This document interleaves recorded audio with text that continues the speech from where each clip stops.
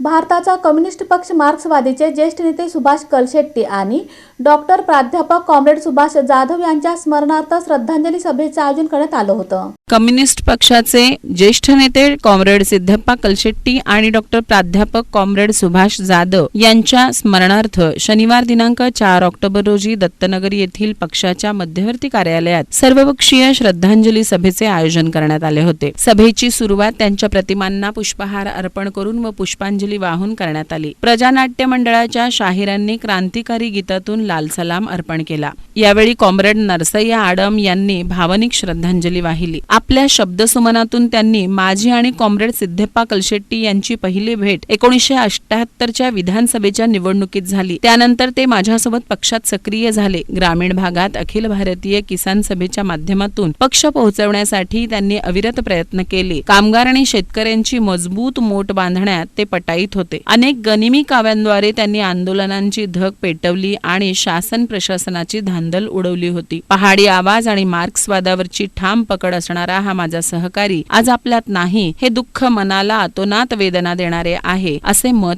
यावेळी त्यांनी व्यक्त केले। या परिसरामध्ये कोण कार्यकर्ता नव्हते,